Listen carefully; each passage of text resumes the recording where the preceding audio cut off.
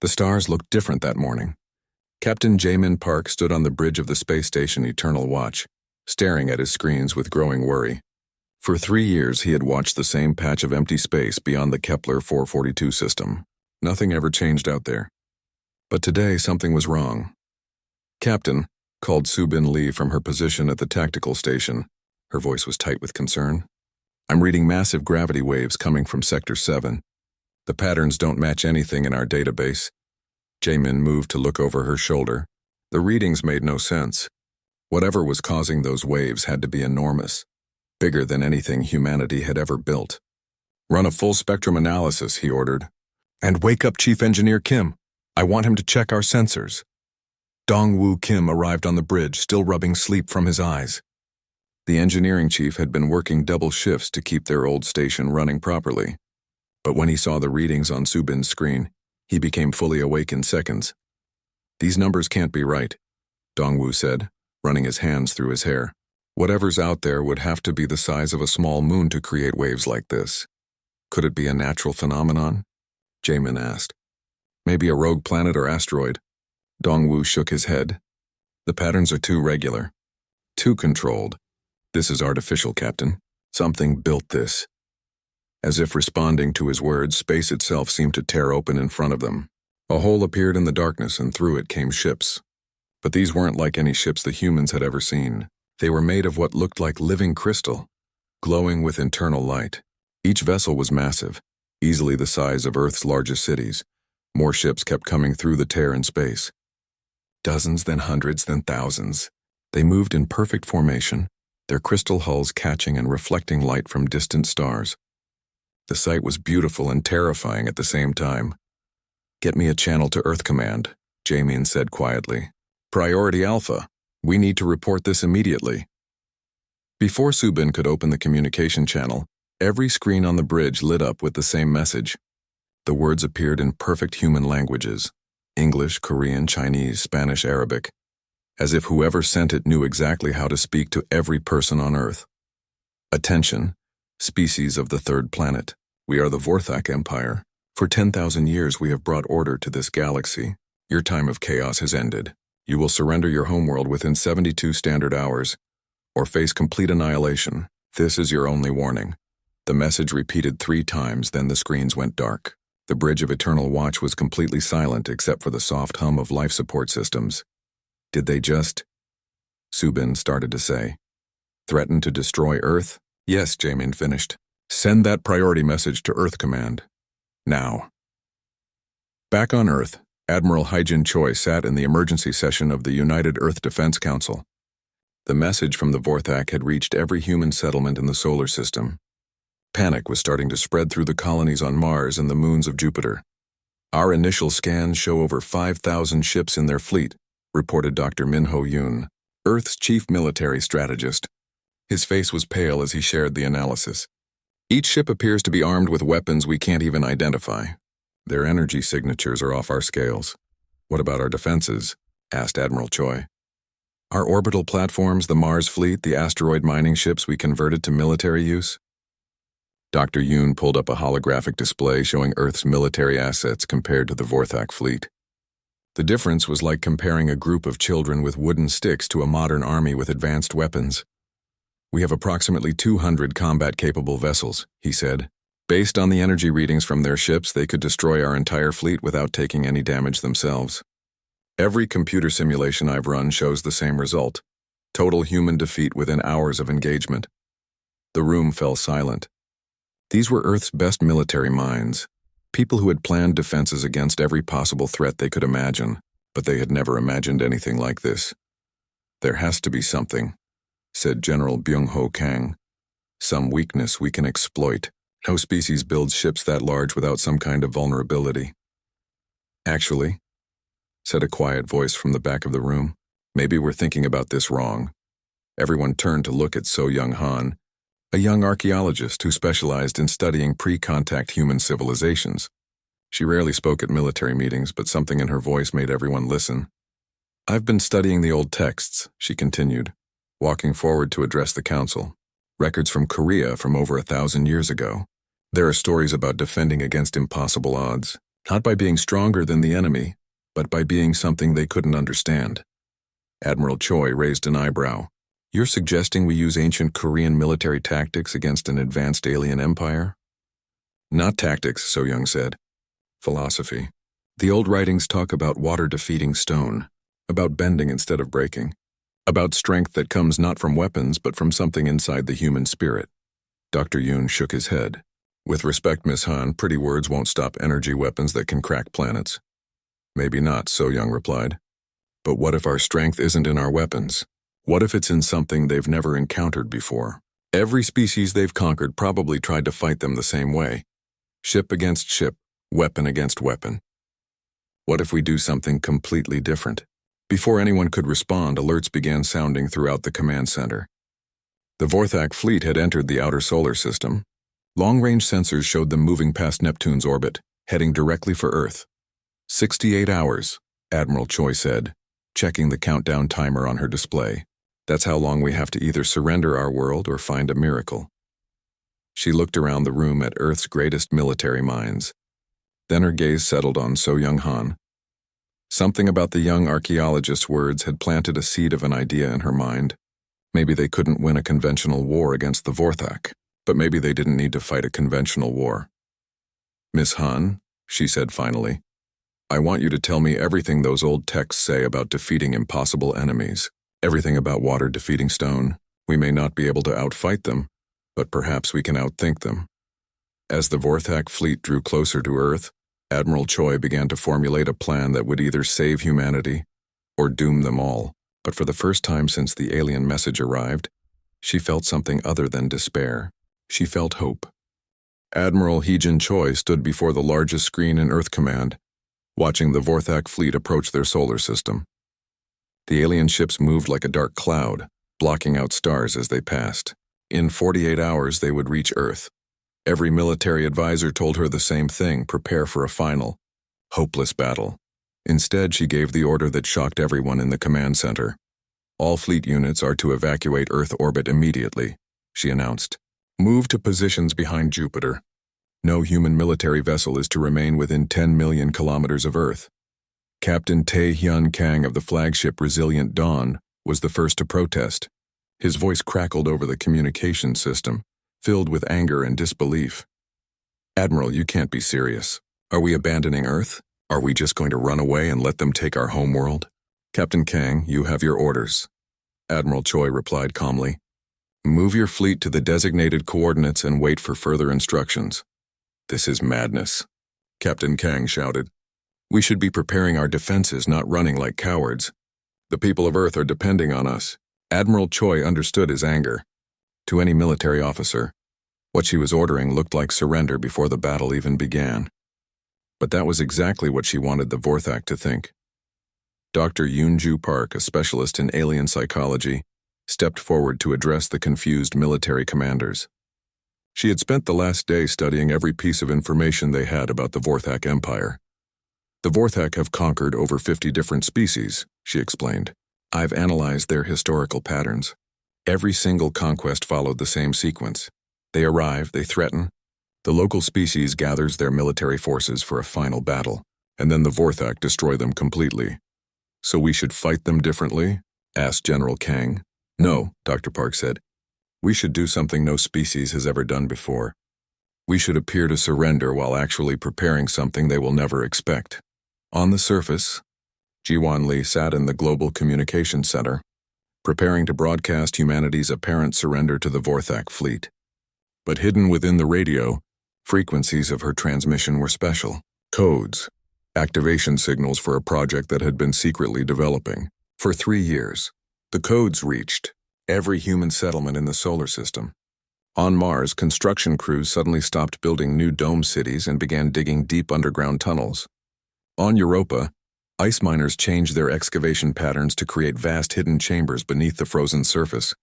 On Earth itself, millions of people received simple instructions through their personal communicators. Kyung-soo Bae, head of Earth's global infrastructure network, watched as the largest construction project in human history began. Every major city on Earth started building the same thing: massive underground networks connected by quantum communication relays. To anyone watching from above, it looked like normal maintenance work on subway systems and utility tunnels.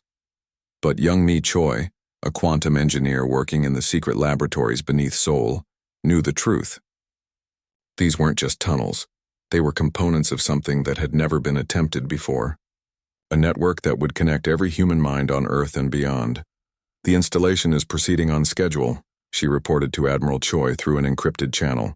"The quantum relay nodes are being placed in every major population center. We should have full coverage within 36 hours. As the Vorthak fleet drew closer, Jiwon broadcast humanity's surrender message across all frequencies. The transmission was picked up by news networks and played in every human settlement. People watched in horror as their leaders appeared to give up without a fight. "To the Vorthak Empire," Jiwon read from her prepared script, "we acknowledge your superior power. Humanity wishes to avoid unnecessary destruction.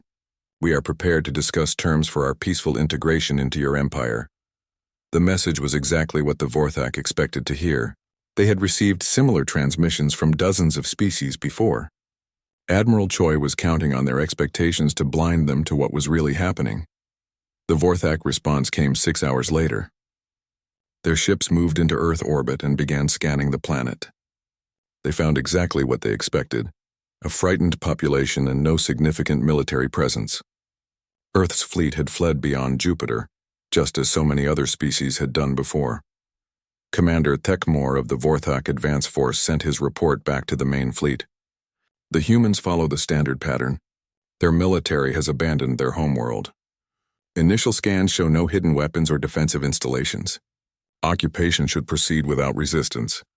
What the Vorthak scanners couldn't detect were the quantum communication networks being installed in every human settlement. The technology was based on principles that even the advanced Vorthak didn't fully understand. The quantum entanglement of human consciousness itself." Dr. Do-Hyun Lee, working in a hidden laboratory beneath the mountains of Korea, made the final adjustments to the Unity protocol. For 3 years, humanity's best scientists had worked on this project in complete secrecy. They had discovered something remarkable about human consciousness. Unlike any other known species, human minds could be linked together while still maintaining individual identity. "The neural interface arrays are ready," Dr. Lee reported. "Every human who chooses to join the network will be able to share thoughts, memories, and skills instantly with every other connected human. We'll become a collective intelligence that spans the entire solar system." "And they won't see it coming?" Admiral Choi asked. "The beauty of the system is its simplicity," Dr. Lee explained. "To any external observer, humans will still appear to be separate individuals, but underneath will be connected in ways that no other species has ever achieved. The Vorthak have never faced an enemy like this because no enemy like this has ever existed." As the Vorthak ships settled into orbit around Earth, they began preparing for what they expected to be a routine occupation. They had done this so many times before that the process was completely predictable. Land-ground forces, establish control centers, begin harvesting the planet's resources and population. Commander Thekmore personally selected the landing sites for his occupation force. The humans had conveniently gathered in large cities, making them easy to control. He chose locations that would give the Vorthak command over the largest population centers: New York, London, Tokyo, Seoul, Moscow. What he didn't know was that these cities were now connected by the largest quantum communication network ever built. In a few hours, when the Unity protocol activated, every human in those cities would become part of a single, vast intelligence. Admiral Choi watched the Vorthak ships descend toward Earth's surface and smiled grimly. For the first time in galactic history, an invading force was walking into a trap they couldn't even imagine. The Vorthak thought they were conquering separated, frightened individuals. They were about to discover they had invaded a unified human consciousness that stretched across the stars. Phase 1 complete. She reported to the hidden command centers around the solar system. "The Vorthak have taken the bait.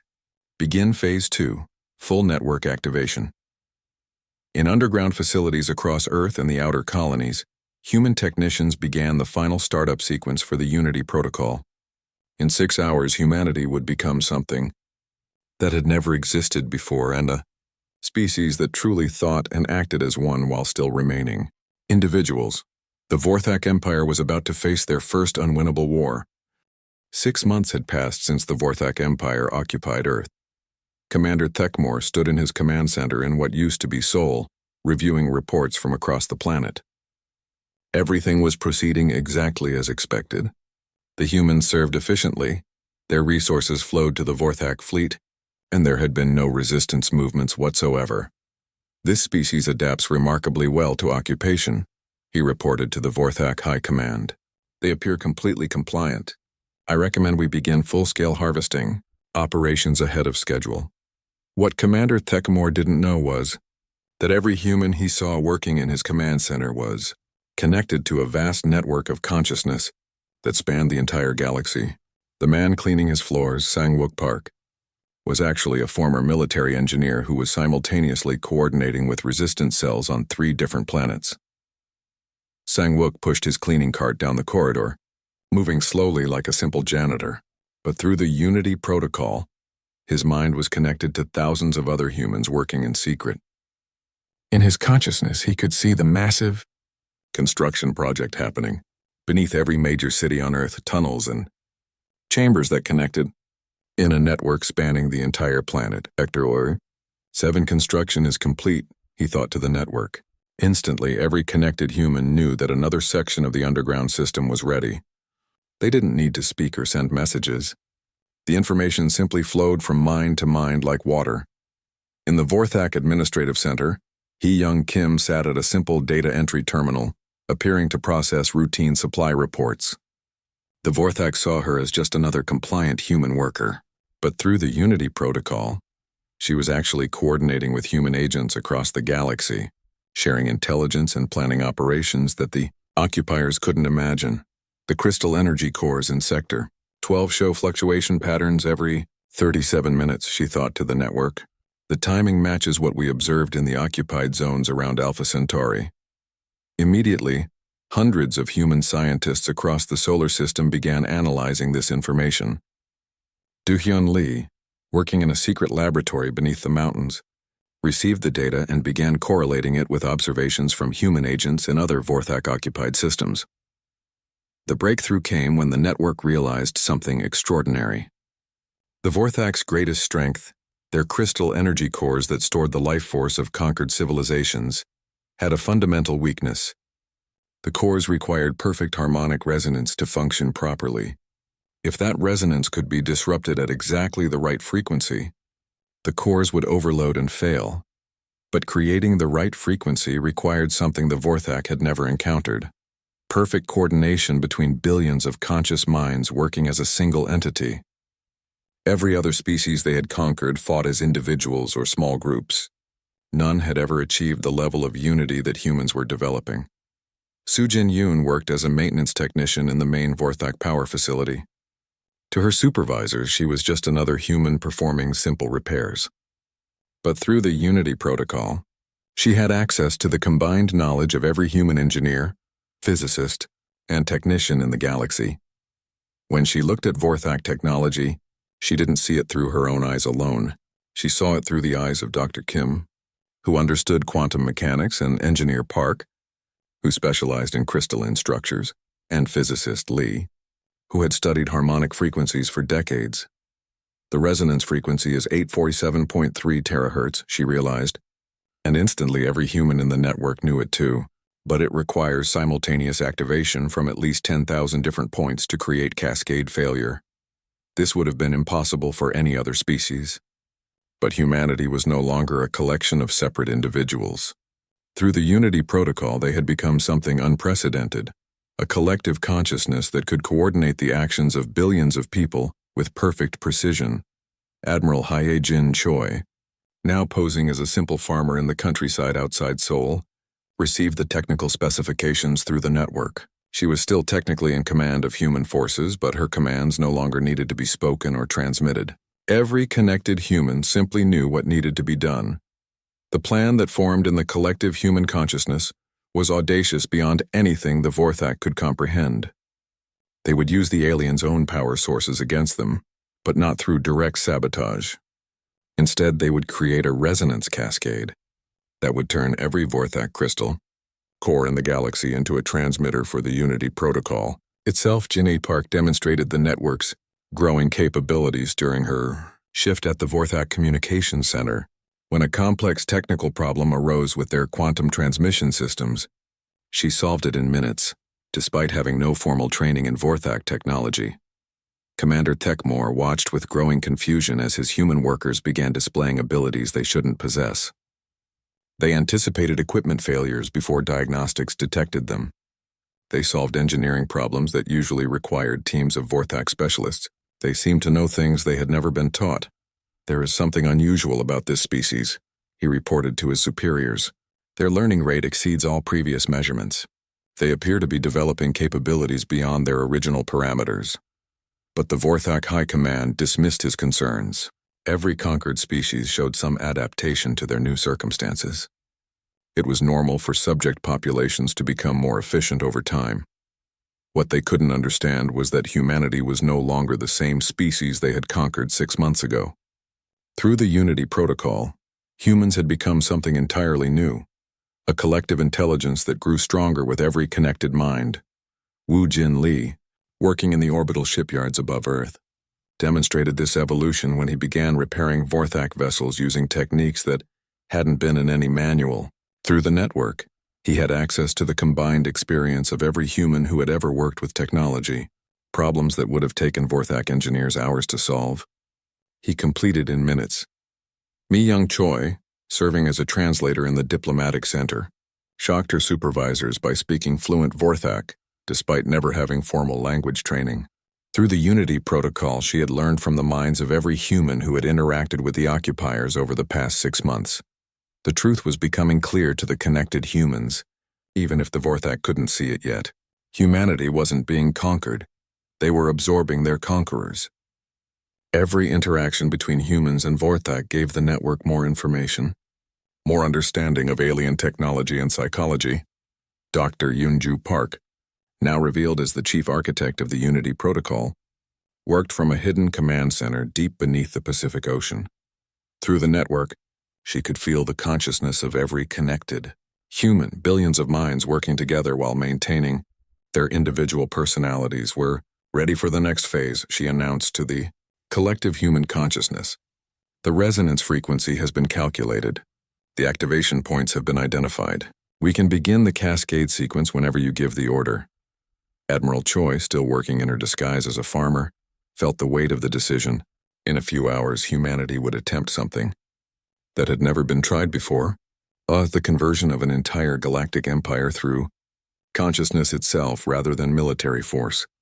The Vorthak thought they had conquered a primitive species of separated individuals. They were about to discover they had been surrounded by a unified consciousness that spanned the stars, and that their own technology had become the weapon that would transform their empire forever. "Begin final preparations," Admiral Choi thought to the network. "Tomorrow we show the galaxy what humanity really is." The activation began exactly at 1432 Earth Standard Time. Across the planet, millions of humans suddenly stopped their routine tasks and began moving with perfect coordination.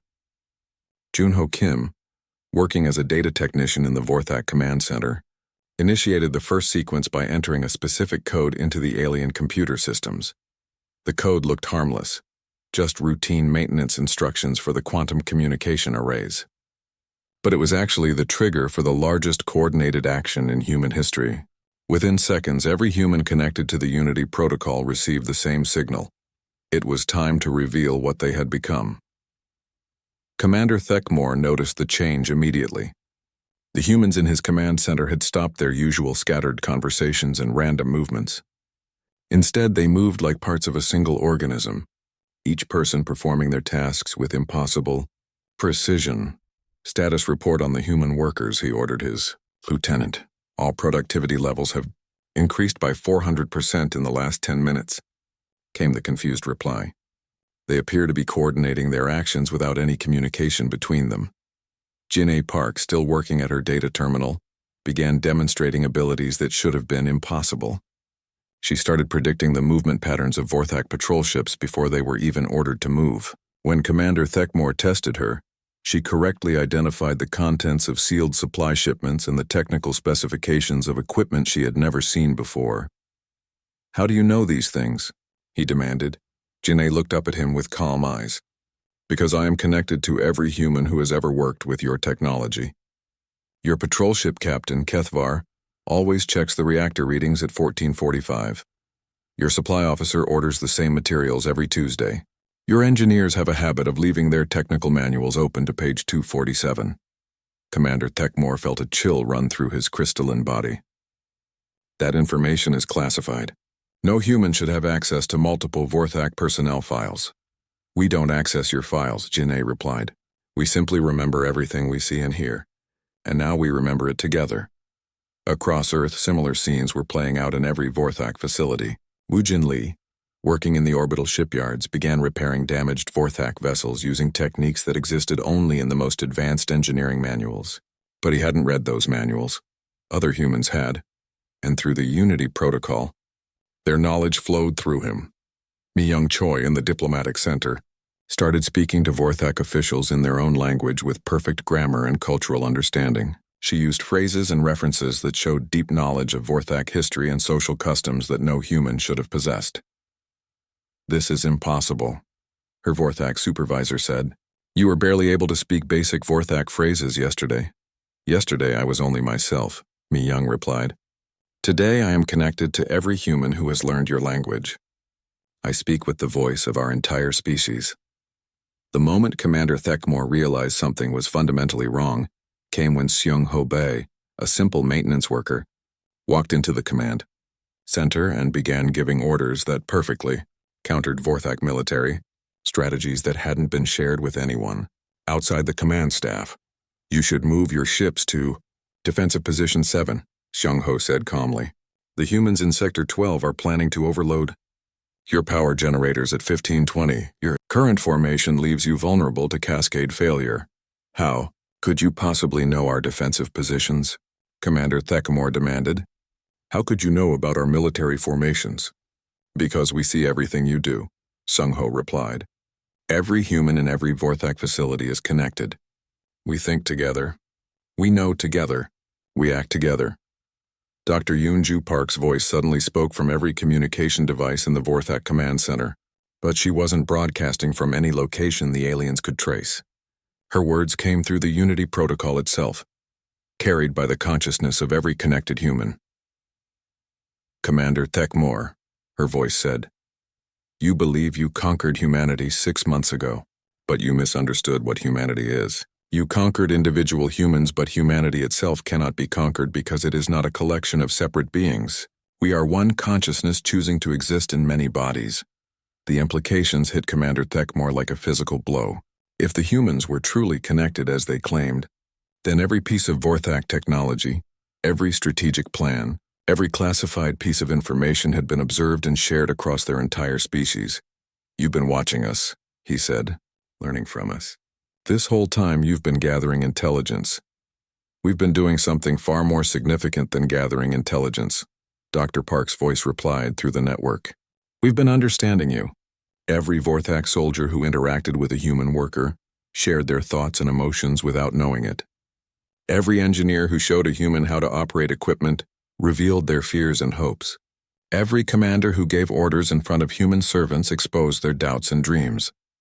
Hyun-Woo Yang, the janitor who had been cleaning the command center for months, set down his mop and walked to the main control console. Commander Thekmore watched in amazement as the simple human began operating advanced Vorthak technology with the skill of a master engineer.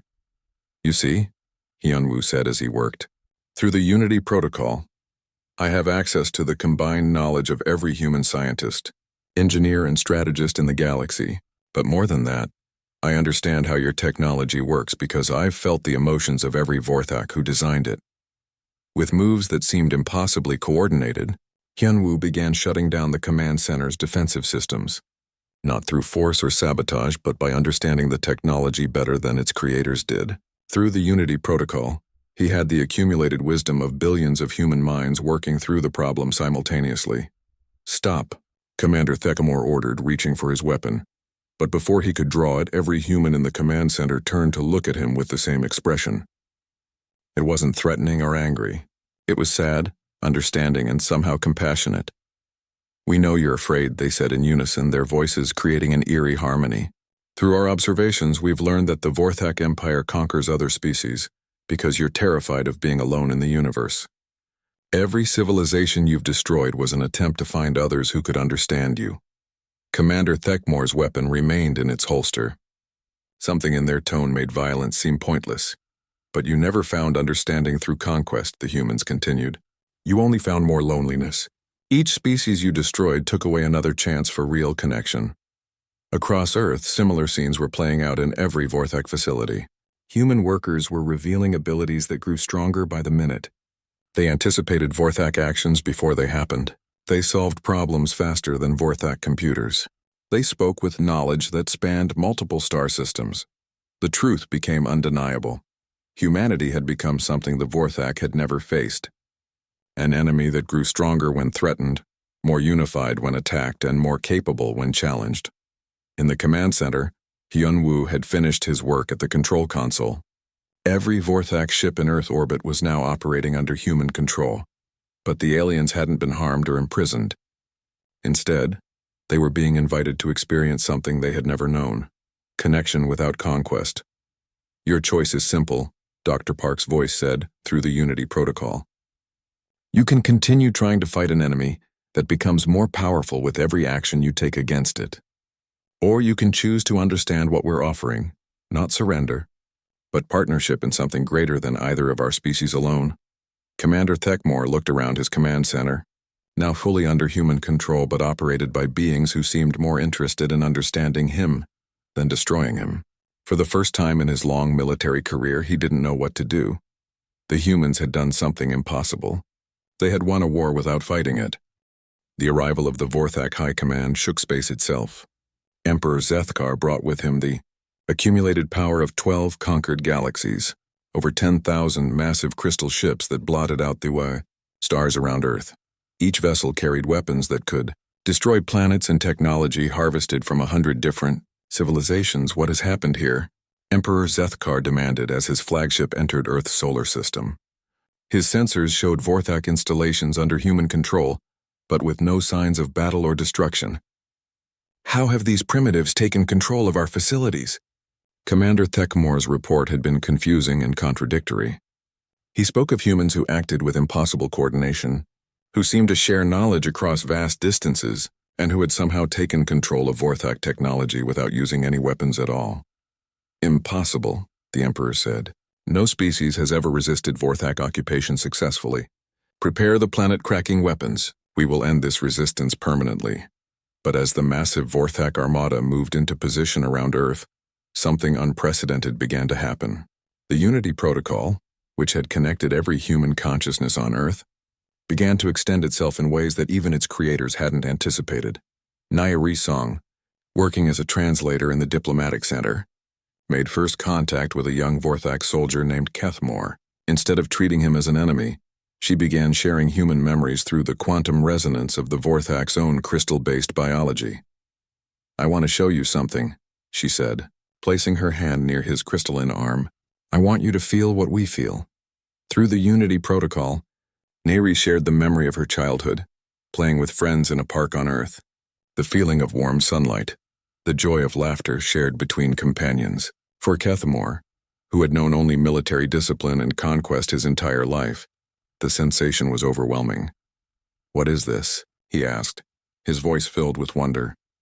This is connection, Neri replied. This is what we discovered when we joined our minds together. Not the loss of individuality, but the multiplication of joy. Every happy moment shared becomes stronger when others can feel it too. The effects spread rapidly through the Vorthak crystal communication networks. The same technology they used to coordinate their fleets became a conduit for human emotions and memories. Jianwu Park, connected to every human engineer in the galaxy, began converting Vorthak ships from weapons of conquest into transmitters of understanding. Emperor Zethkar watched in growing confusion as his own ships began behaving strangely. Instead of preparing for bombardment, they were establishing communication links with human settlements. His soldiers were reporting strange experiences, memories that weren't their own, emotions they had never felt before. What are the humans doing to our forces? He demanded. The answer came from an unexpected source. Insu Kim, A human who had deliberately allowed himself to be captured by Vorthak security forces spoke from his cell in the Emperor's flagship. "We're not doing anything to your forces," he said calmly. "We're sharing ourselves with them.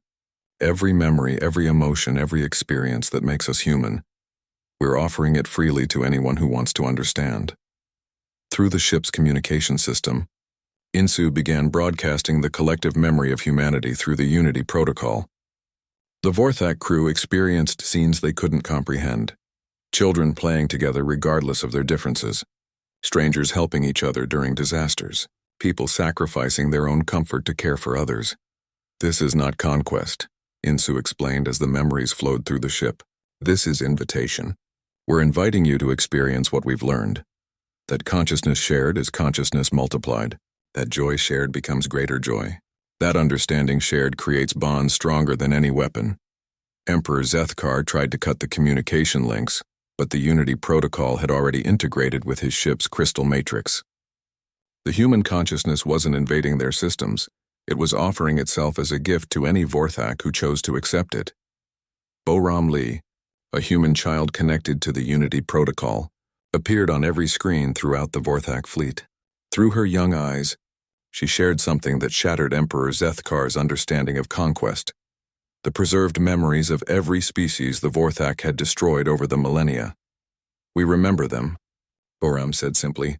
"Every civilization you erased, every culture you ended, every dream you destroyed, we carry their memories now. Not as accusation, but as treasure. We don't hate you for what you did. We mourn with you for what was lost." The child's words carried the weight of the entire Unity protocol. Through her, every Vorthak in the fleet experienced the final moments of the species they had conquered, but filtered through human compassion rather than human anger. They felt the fear and sadness of the dying civilizations, but also the human determination to remember them with love. Emperor Zethkar felt something he had never experienced in 10,000 years of conquest: grief. Not for his enemies, but for the connections that could have been made instead of the destructions that had occurred. "Why?" he asked, his voice transmitted across all frequencies. "Why do you remember our victims with kindness? Why don't you hate us for what we've done?" Admiral Heejin Choi's voice answered through the Unity protocol, speaking for all of humanity. "Because hate creates separation, and separation is what caused this cycle of destruction to begin. You conquered others because you felt alone in the universe. But you were never alone. You just didn't know how to connect without conquering. The transformation of the Vorthak Empire didn't happen through battle or surrender. It happened through choice. Individual Vorthak soldiers, officers, and even commanders began choosing to join the Unity protocol. They discovered that adding their consciousness to the human network didn't erase their identity. It enhanced it by connecting it to something larger. Captain Veltar of the Vorthak fleet made the first official decision to integrate his ship with the Unity protocol. Through the quantum resonance of the Vorthak crystal technology, his entire crew experienced what humans called belonging, the feeling of being part of something greater while still remaining uniquely themselves. "This is what we were searching for," he reported to Emperor Zethkar. "This connection we sought through conquest, we can have it through cooperation instead." Within days, entire sections of the Vorthak fleet had integrated with the Unity protocol. They didn't surrender their technology or their culture. They added it to the growing network of consciousness that now spanned multiple species and star systems. Emperor Zethkar faced the most difficult decision in the history of his empire. He could order the destruction of Earth and everything the humans had created. His remaining loyal forces were still powerful enough to crack the planet like an egg. But as he prepared to give that order, So Young-ha, a human child born into the Unity protocol, appeared before him. Through her consciousness, he could feel the thoughts and emotions of every being connected to the network, human, Vorthak, and the uploaded memories of dozens of extinct civilizations. "You don't have to be alone anymore," she said simply. "You don't have to conquer to connect. We're offering you something your empire searched for across a dozen galaxies, the chance to be part of something greater while still being yourself." Emperor Zethkar looked at this small human child who spoke with the wisdom of billions of connected minds. In her eyes he saw something that his empire had sought for millennia, but never found through conquest. understanding without domination, connection without control. What happens to the Vorthak Empire if I accept your offer? He asked. It becomes something better, So Young replied.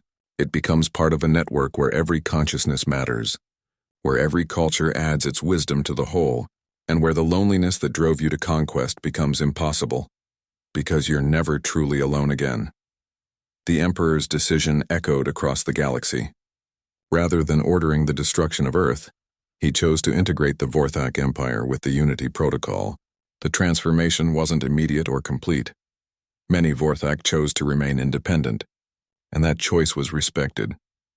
But for the first time in galactic history, a conquering empire had been transformed not through defeat, but through the offer of something better than conquest: connection, understanding, and the kind of unity that enhanced rather than erased individual identity.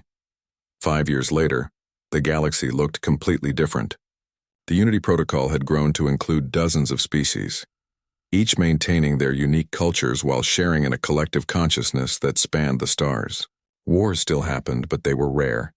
It was difficult to fight someone when you could feel their emotions and understand their fears. Su Young-ha, now older and serving as an ambassador for the protocol, stood on a world that had once been a Vorthak fortress. Around her, children from a dozen different species played together, their laughter carrying across a city where former enemies worked side by side to build something none of them could have created alone. Through the Unity Protocol, she could feel the joy of every parent watching their children play, and she knew that this was humanity's greatest gift to the galaxy. Not the technology of connection, but the